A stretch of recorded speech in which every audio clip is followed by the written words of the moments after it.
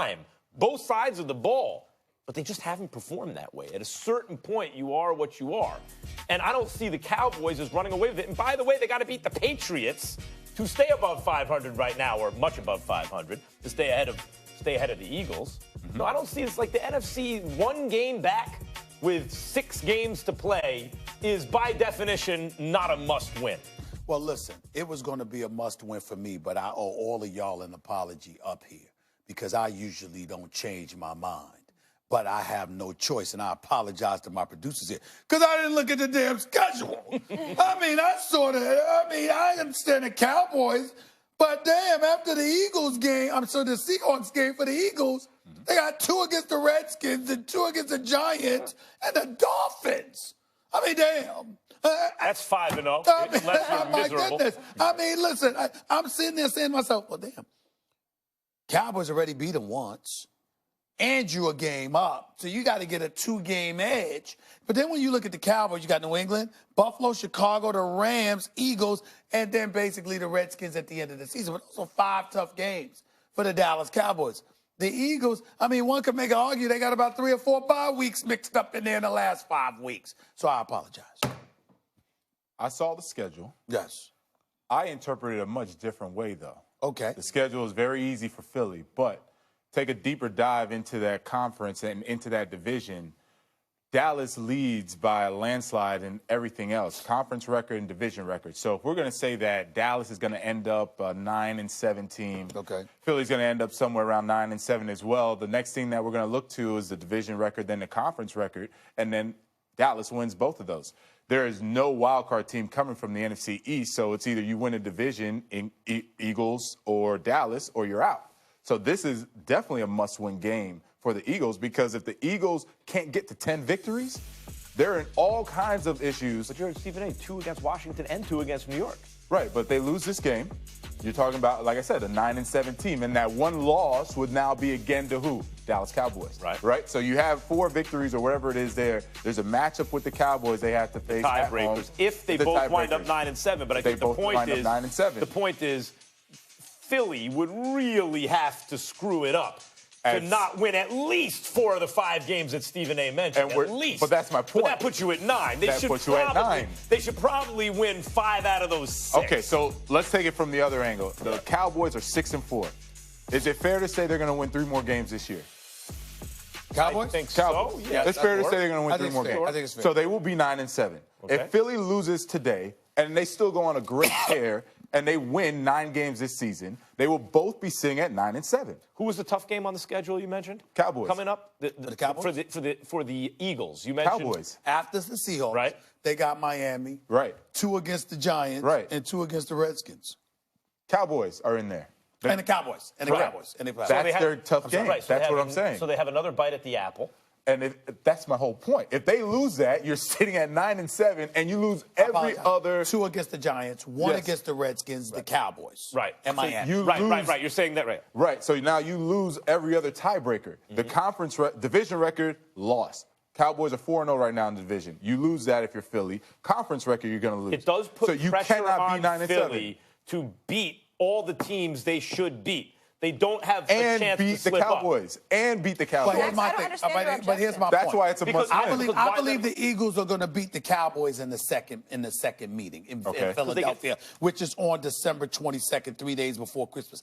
Outside of that, after Seattle, they got Miami, Giants, Redskins, Dallas, and then the Giants. Correct. So if I believe you're going to beat the Cowboys, then I believe it's conceivable that the Eagles are going to go. The Eagles are going to go 5-0 in the season. Wait, hold on. Correct. Jonathan, what you're saying is the rematch against the Cowboys is the must-win. No, that's the must-win. No, this is the must-win because you win this one. Now you're 6-5, and then you only have to worry about those 4 games to get to 10. Well, but you have 4 easy victories to get to 10. But, that's what I'm saying. Changing the idea of must-win is that forget about the math of it all. You get the feeling like they really have to have this game to avoid a disastrous scenario. Yes, exactly. What you're saying is this is a really good idea to win because it puts them in the driver's seat. No. The must-win for them is the rematch with the Cowboys unless they lose to the Giants, Dolphins, or Washington, which they should not. No. They're still not in the driver's seat if they win.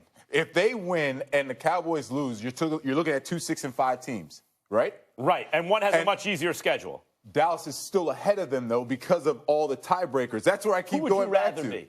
Who would I rather? Yeah, what team would you rather be? Right now? Yeah.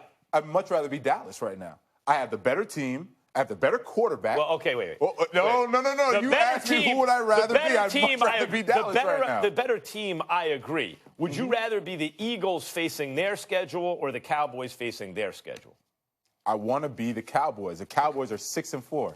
Okay, I think it's a. The Cowboys are 6-4, I think it's a 4-0 in the division. I think it's a toss-up. So how would this not be a must-win? Because that's all the reason why this needs to be a must-win. Because even if you lose this game, it's a toss-up based on the schedule. I don't think so. And you still have your destiny in your own hands. I feel like what y'all are really debating right now is what is defining a must-win game. Right. All right, and that's a different topic. But let's move on to the Panthers. Okay. Because y'all are going on. Yeah. After the That went a little circular. After the Panthers fell to 5-5 with a lopsided 29-3 loss to Atlanta last weekend, Carolina Panthers owner David Tepper addressed reporters on Monday saying that he would not accept long-term mediocrity. This was the Panthers' second time in 4 games being blown out by their opponent. So, Stephen A., is Ron Rivera coaching for his job right now? I think he could be. And I think he could be because ultimately this team is, whether they're mediocre or better, is going to be decided by what you do with your quarterback situation. And considering the fact that Cam Newton is hurt, Cam Newton only played 2 games this year. He was only completing 56% of his passes at the time. Clearly had not completely rehabilitated from his injuries from last season when he was completing about 68% of his passes, the best of his career, over 67% before his injury. The bottom line is this. What the Carolina Panthers have repeatedly shown, they got a coach, got an elite defense. I'm talking about the past. They had a coach, they had an elite defense, et cetera, et cetera. But everything comes and goes with that quarterback situation, which clearly has been Cam Newton. And unless they've made a decision, either they're going to move Cam or they're going to keep him. Either way, it's going to dictate the level of success you're going to have in your future. And that's why I say Cam Newton, of course he could be coaching for his job because right now they're looking at this team in its totality, and you have teams with suspect, mediocre, or average quarterbacks who have enjoyed the level of success. And if I'm an owner, as much as I like Ron Rivera, I'm going to ask the question, how come I haven't gotten that with you? Even though they're not bad this year, but I'm still going to ask that question. They are 5-5. They're still in the playoff hunt, but I don't think they were going to go. See, I take Tepper's comments differently in terms of the implications of what he's saying, whether he realizes it or not. Mm-hmm. It's like what Jerry Jones did with the Cowboys. He isolated for every variable. You got an offensive line, you got a defense, you got receivers, you got a running back. I'm signing everybody up. If we don't make a run, is it the quarterback or the coach? And I believe ultimately, whether he realizes it or not, what he's doing is isolating the coach, and then eventually he'll get rid of the coach. What Tepper's going to come to realize when he says, mediocrity is not okay long term, is these replacement quarterbacks in the league who get hot for a little while, oh, they look like it did be. And then you have Cam Newton, who has a track record by hook or by crook. I know you say, well, he hasn't shown he could pass, but he has a track record in the NFL as a difference maker. He's made it to a Super Bowl. He's won an MVP. And with Norv Turner, he also showed statistically he was having his best passing season until he got hurt. So I think ultimately where this leads the owner is if we don't want to be mediocre, then all this noise about you got to move on from Cam Newton, no, that's how you remain mediocre. We have a special quarterback. If this guy gets healthy, I have to throw down with him. Like, that's the thing we have to do and not move on. Let me ask Jonathan this question based off of what you just said to get your opinion. Mm-hmm.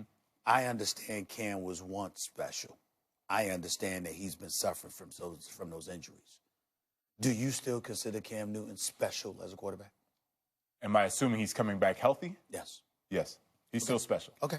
I assume he's coming back healthy. He's still special. I saw a shell of who he was injured. I take the comments much differently.